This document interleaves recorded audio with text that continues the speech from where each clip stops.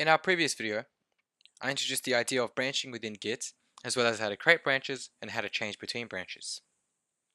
But I didn't illustrate the idea of merging branches. So in this example, I have code that I've added to my feature branch, so I might have changed a file. And now I want to change or merge those changes into my master branch, which does not contain those files. Now instead of me having to go and copy and paste the changes I've made in feature and then stick them into master, Git allows us to do it in a single line. Now, implications for this in terms of your assignments would be, here's my submission in master, and feature is a new problem I've solved as part of the assignment, and now I can merge it into master so it's ready to be submitted. So let's have a look at the current state of our repository. So let's do a Git log. As you can see, I've had 3 commits. Master is currently on the 2nd commit, and feature is currently on the 3rd commit, and that's where head is pointing. So in my diagram, the star is what I've used for head, master is on 2nd commit, and feature is here on the 3rd. So now I want to add the changes I've made in feature into master. What are those changes exactly? Well, I've got one file called file A, which has this extra line.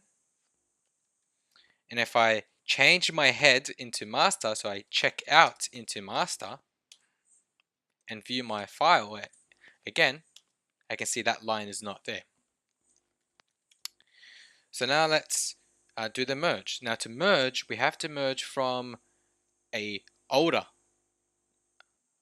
update or an older commit. So master is referring to an older commit, and I want to merge the newer commits into master. So to do that, I git merge the name of the branch I want to merge into. So feature.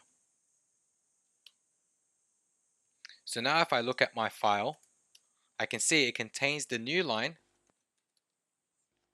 and my log reflects this as well.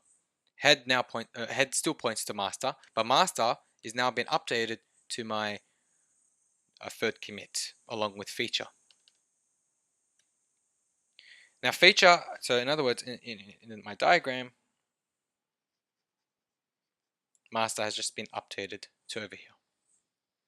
Now this is one of the basic examples of branching. There are others we'll discuss in our next video.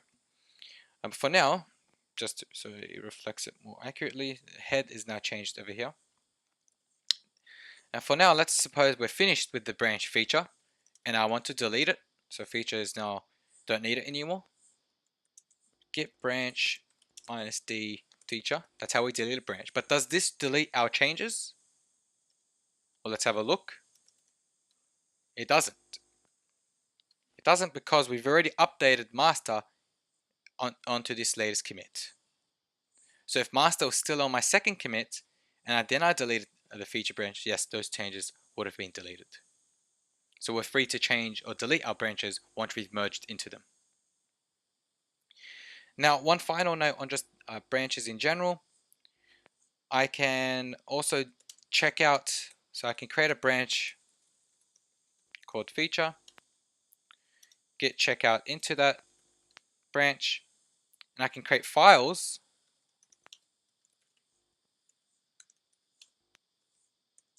and notice that let's just add it to staging first and make a commit. So a new file.